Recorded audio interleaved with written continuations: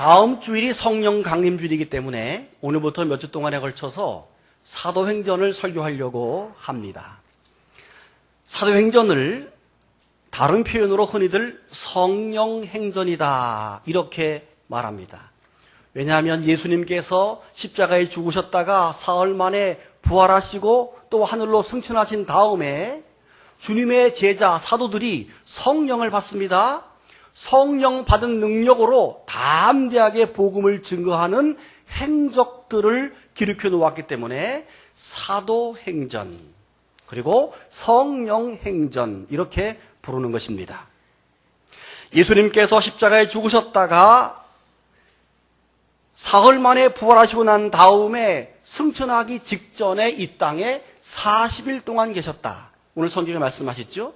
40일 동안에 계시면서 여러 가지 말씀을 하시는데 특별히 하나님 나라에 관한 일들을 하나님 나라에 관한 말씀들을 증거하는데 그 중에 하나가 오늘 본문의 4절입니다. 4절을 보시죠. 사도와 함께 모이사 그들에게 분부하여 이르시되. 그래서 분부하다라고 하는 말은 헬라어 원어가 파랑겔로입니다. 파랑겔로는 물론 번역하면 명령하다 이런 뜻입니다. 그런데 그 명령의 뜻이 강압적인 명령이 아니라 엄숙하고 그리고 간청의 의미가 담겨 있습니다. 다시 말하면 아주 진지하고 엄숙하고 간청하면서 명령했다 하는 말이죠. 뭘 명령했습니까? 그 다음 예루살렘을 떠나지 말고 내게서 들은 바 아버지께서 약속하신 것을 기다려라. 요한은 물로 세례를 베풀었지만 너희가 몇 날이 못 돼서 성령으로 세례를 받으리라. 할렐루야. 이 말씀을 하셨어요. 그리고 나서 하늘로 승천하기 직전에 마지막 말씀이 8절입니다. 8절 보세요. 오직 성령이 너희에게 임하시면, 앞에 4절에서 성령을 기다려라 그랬죠. 그러면서 8절에서 성령이 너희에게 임하면 너희가 권능을 받게 될 것인데, 권능을 받으면 예루살렘과 온 유대와 사마리아와 땅끝까지 이르러서 내 증인이 되리라 이렇게 말씀했습니다. 여러분, 이 말씀은 우리 그리스도인들에게 주어진 하나님 나라의 대사명임을 믿으시기를 바랍니다.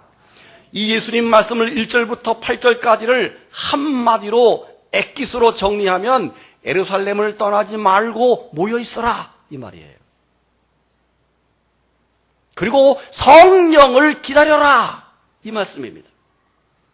그리고 성령 받으면 나가서 담대하게 복음을 전해라 하는 말씀이 사도행전 1장 말씀의 주제입니다.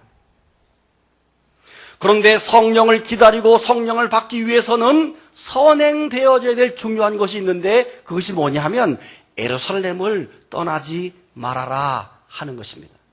한번 따라 합시다. 예루살렘을 떠나지 말라. 여러분, 왜 예수님은 예루살렘을 떠나지 말고 모여 있으라고 했을까요? 당시 예수님의 유다를 뺀 11명의 제자들은 그리고 기타 다른 주님을 따르던 무리들은 예루살렘을 많이 떠나기 시작했습니다.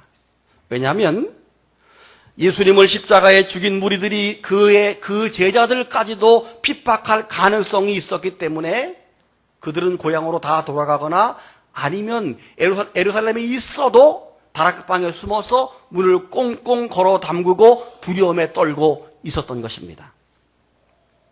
그러나 그것보다도 그들이 예루살렘을 떠나려고 했던 이유는 이제는 예수님이 십자가에 죽어서 이 땅에 없다라고 하는 실망감 때문입니다. 그들이 원래 기대하기는 예수님께서 예루살렘 성에 입성하신 뒤에 로마 제국을 다 무너뜨리고 민족을 해방시켜서 이제는 우리 민족이 해방되고 예수님이 유대인의 왕으로 등극되어 주기를 기대했습니다. 그래서 예수님이 유대인의 왕으로 등극해서 민족적인 압박과 서름에서 우리를 해방시켜 줄 것을 기대했는데 예수님은 그런 기대를 저버렸습니다. 그리고 예수님이 아주 시시하게 반항 한 번도 하지 못한 채 그냥 십자가에 죽어버리고 말았습니다. 기대감이 다 깨져버리고 말았습니다. 그리고 그 예수님마저 이제는 이 땅에 없기 때문에 굳이 예루살렘 성에 머물러 있을 필요가 없는 것입니다. 그동안 한바탕 소동을 끝내고 이제는 고향으로 돌아가서 일상으로 돌아가야 될 때가 됐다고 생각했던 것입니다. 그 대표적인 예가 누가복음 24장에 나오는 엠마오 마을로 내려가는 두 제자 이야기 있죠. 엠마오 마을로 내려가던 두 제자의 이름이 누구인지 성경은 말하고 있지 않습니다. 그러나 그들은 현재 실망감에 빠져서 자기들의 고향인 엠마오로 내려가고 있습니다. 예루살렘에서 엠마오까지 약 11km 떨어진 촌락이 엠마오입니다. 그들은 힘이 다 빠진 채로 터벅터벅 길을 걸어가고 있습니다. 그러면서 둘이 두런두런 이야기하기를 그동안 3년 동안 예수님을 따라다니면서 겪었던 일들, 예수님께서 힘없이 십자가에 죽으셨던 일들을 얘기합니다. 그리고 사흘 만에 부활하는데 그 현장에 가봤더니 예수님은 안 계시고 그냥 빈 무덤만이 그들을 맞이할 때 오는 절망감, 그리고 허전함, 공허함. 그동안 내가 뭘 따랐지? 아무것도 남은 것이 없는 공허함에 빠져 있습니다. 한마디로 희망도 없고 의지도 없고 공허한 상태. 그러나 그런 그들에게 부활하신 주님이 찾아오셨습니다. 그들이 처음에는 자기들에게 다가와서 함께 이야기하면서 그 있었던 일들을 다 풀이해주는 분이 예수인지는 몰랐습니다. 나중에 그들의 영안이 열려서 마음이 뜨거워지는 체험을 한 이후에야 그분이 부활하신 주님이었구나를 깨닫게 되고 다시 뜨거운 마음으로 엠마오 마을로 내려가다가 발길을 돌려서 예루살렘 성을 향해서 돌아가게 되었던 것입니다.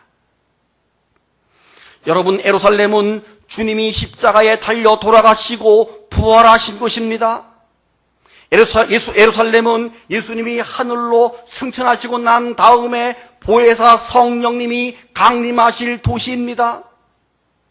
앞으로 유대 전체와 사마리아와 땅끝까지 주님의 복음을 증거하는 데 있어서 출발지가 바로 예루살렘입니다.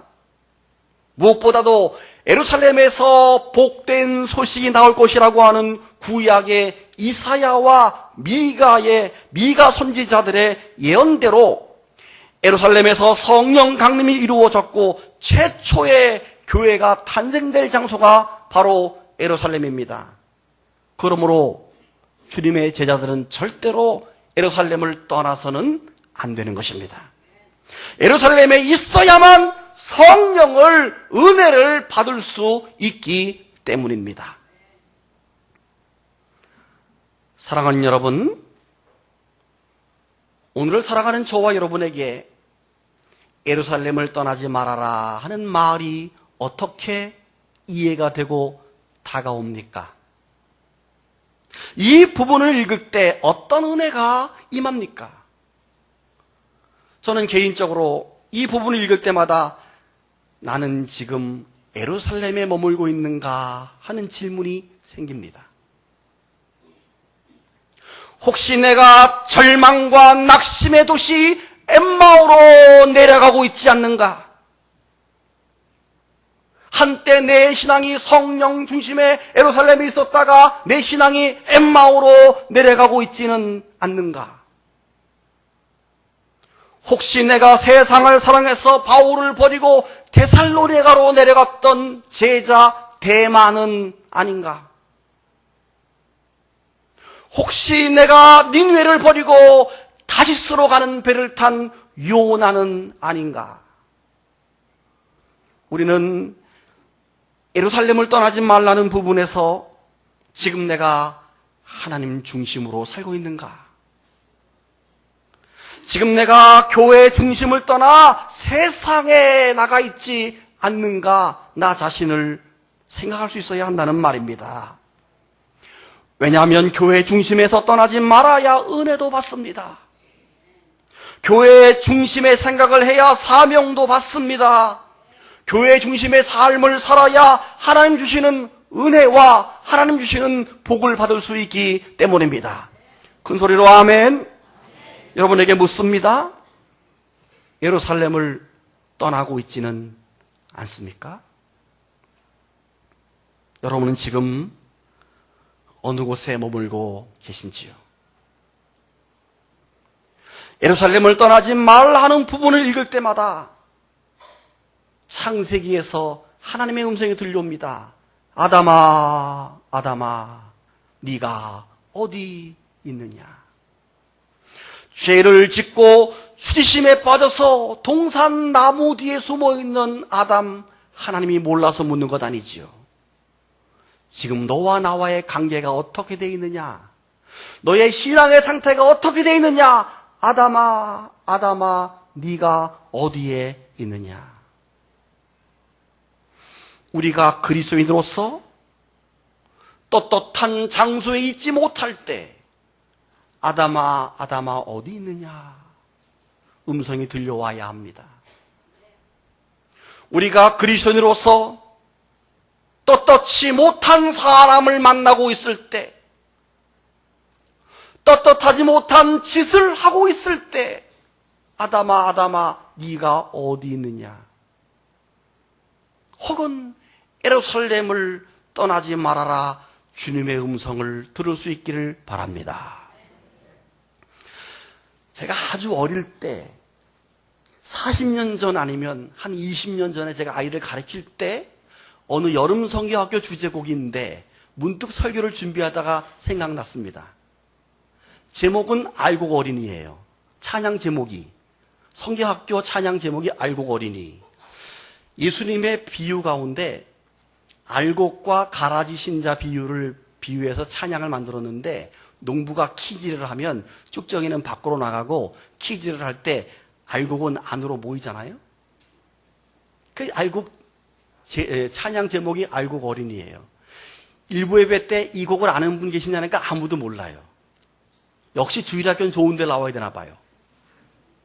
그 내용이 뭐냐면, 율동도 기억나요? 흔들수록 쭉정이는 밖으로 밖으로 밖으로, 흔들수록 알맹이는 안으로 안으로 안으로,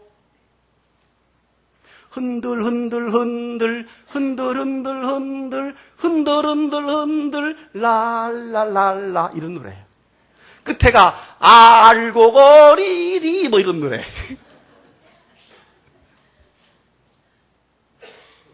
여러분, 그렇습니다.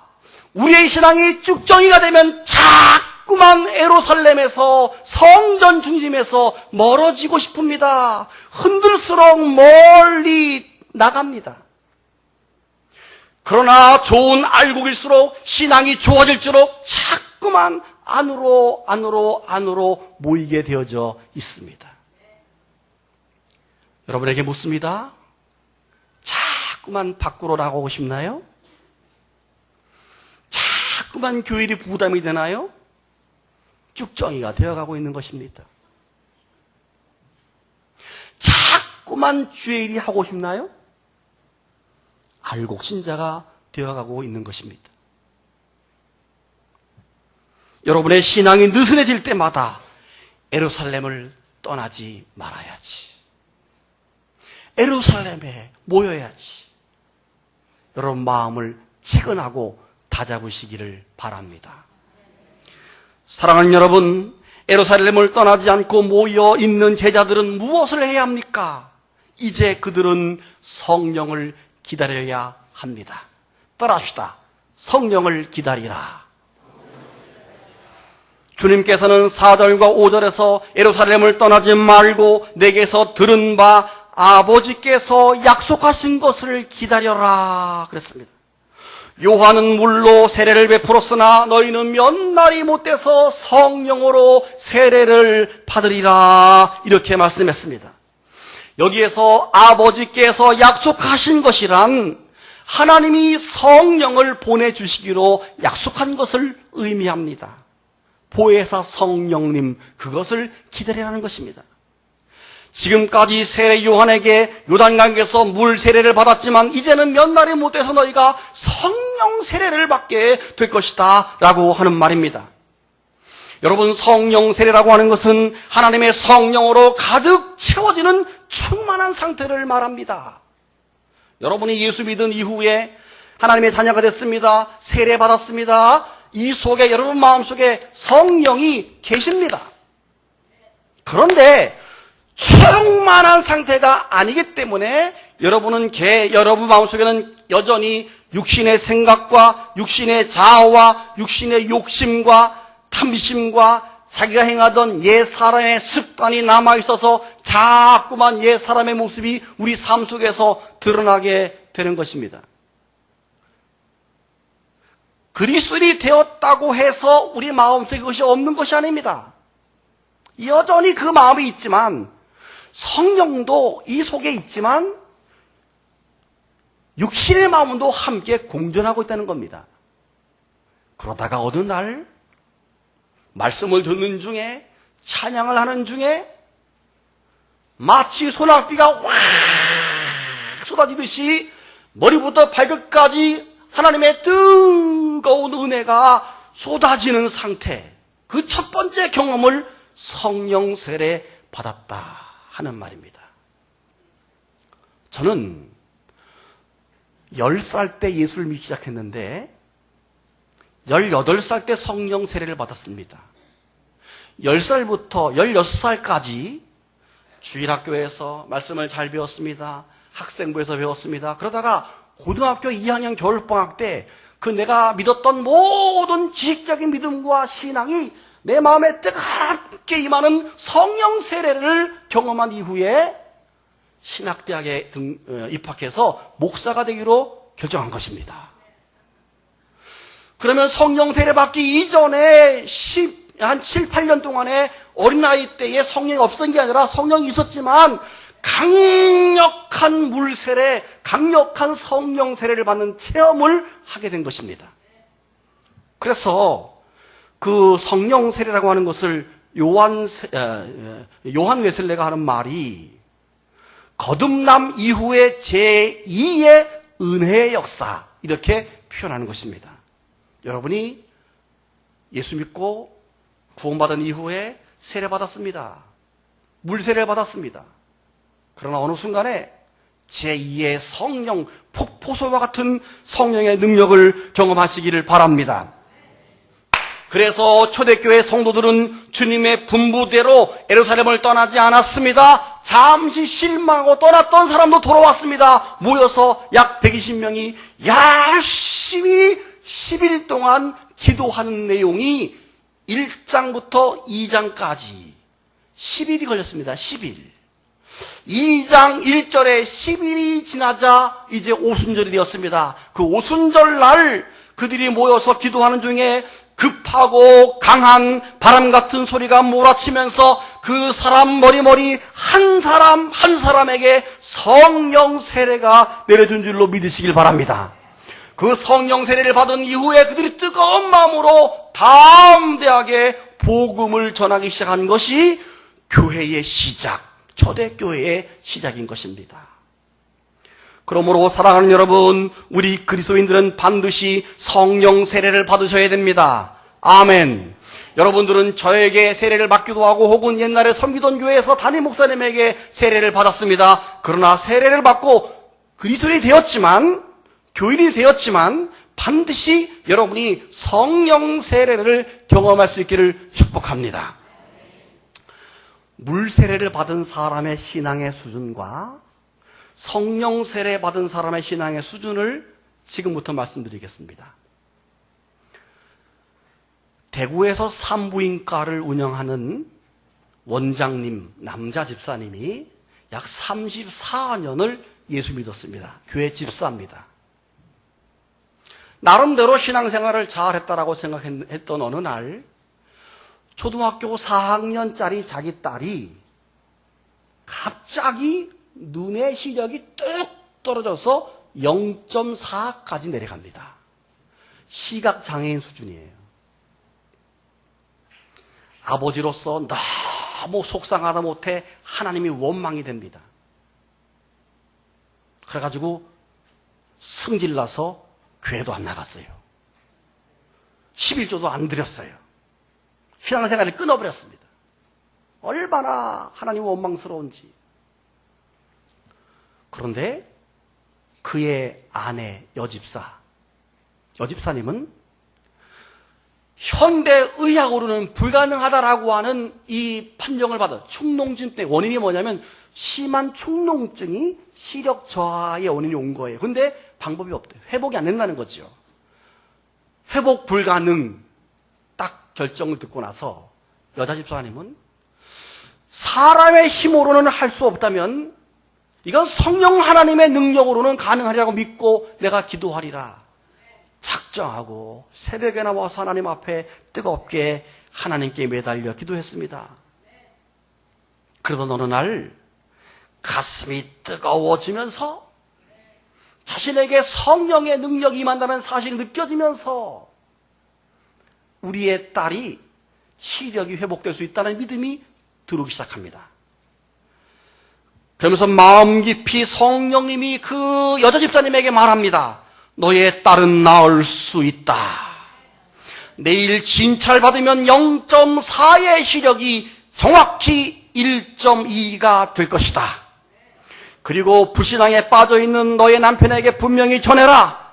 내가 죄인을 위해 살았던 것처럼 앞으로 너희들도 그늘진 곳을 위해 헌신하며 살아라 하는 음성이 들렸습니다. 그의 아내는 남편에게 주님이 성령께서 주시는 음성을 들었다고 그대로 전했습니다. 다음 날 병원에 가서 아이를 진찰해 보니 시력이 정확히 1.2가 나왔습니다. 할렐루야. 남편이었던 산부인과 원장 집사님은 회개했습니다. 내가 34년 동안 형식적으로 하나님을 믿었던 것을 회개했습니다.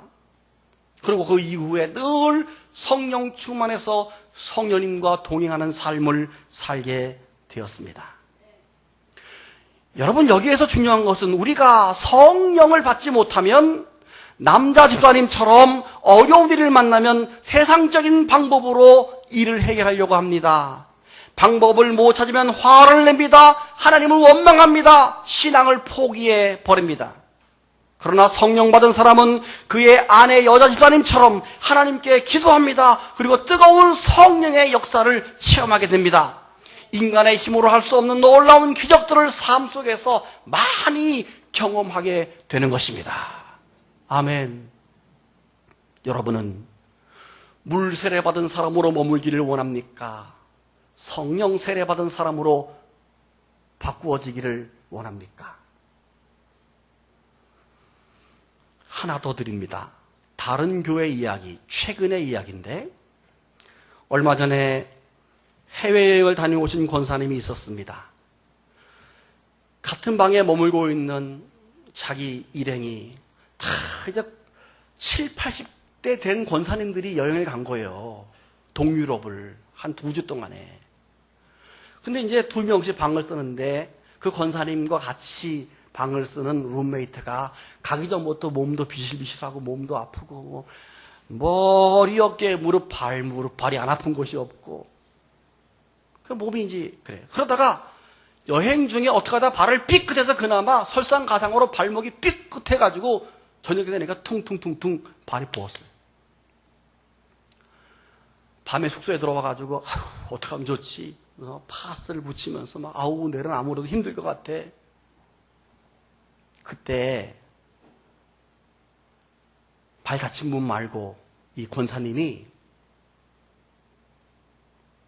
하나님께 기도해야 되겠다는 생각이 들면서 그 발 아픈 분의 파스를 확 쪘대요. 그냥 속으로 그 얘기를 들을 때 파스는 뜯지 말지. 이게 솔직한 얘기예요.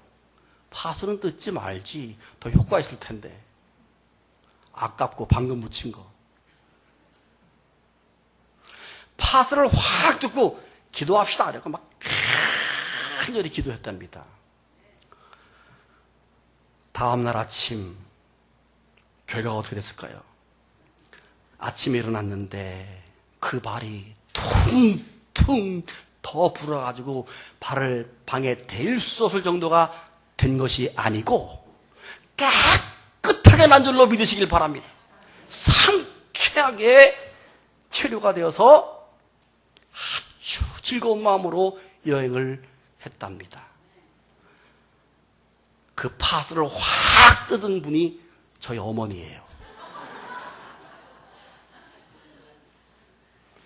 그 이야기를 쭉 할 때 속으로 목사인 제가 파스는 뜯지 마시지. 저는 여기에서 파스를 확 뜯었다는 말이 참 은혜가 됐습니다. 오해하지 마세요. 무조건 다 파스 띄자는 얘기는 아니니까. 또 앞으로 다 파스 띄지 마세요. 여러분은 어떤 사람입니까? 물 세례를 받은 사람입니까? 성령 세례를 받은 사람입니까? 예수 믿는 것은 받은 증거 많도다. 성령의 능력과 기적이 우리 삶 속에 많이 체험되어지는 사람, 성령 세례를 받은 사람입니다. 다시 한번 8절을 보면 오직 성령이 너희에게 임하시면 너희가 권능을 받고 예루살렘과 온 유대와 사마리아와 땅끝까지 이르러 내 증인이 되리라고 했습니다. 우리에게 성령이 임하면 우리가 권능을 받는다. 이 권능은 원어로 다이나믹입니다. 다이나믹은 다이너마이트에서 나온 말이에요. 즉 파워, 능력, 다이나마이트 같은 폭발력이 있다는 겁니다. 우리가 성령 받으면 그런 다이나마이트 같은 폭발적인 능력이 주어진다는 사실을 믿으시길 바랍니다. 그래서 땅끝까지 복음을 증거할 수 있는 것입니다. 예수님께서 이 말씀을 마지막으로 탁 하시고 하늘로 쫙 승천하십니다. 구름을 타고 하늘로 올라갔다고 생각하는데 그게 아니고 그냥 쭉 올라가실 때 구름이 쫙 가리워서 주님이 보이지 않습니다. 넋을 놓고 보고 있는 500여 성도 앞에 하늘에서 소리가 천사의 음성이 들립니다. 갈릴리 사람들아 어찌하여 서서 하늘을 쳐다보느냐. 너희 가운데서 하늘로 올리우시니 예수는 하늘로 가심을 본 그대로 오시리라. 그 말씀을 듣고 제자들이 모여서 뜨겁게 기도하기 시작을 했고 열흘이 지났습니다. 그리고 2장에서 오순절날 그들이 놀라운 성령 강림을 체험하게 된 것입니다. 오늘 말씀의 결론은 예루살렘을 떠나지 말라. 그리고 성령을 기다려라. 눈 감고 묵상합니다.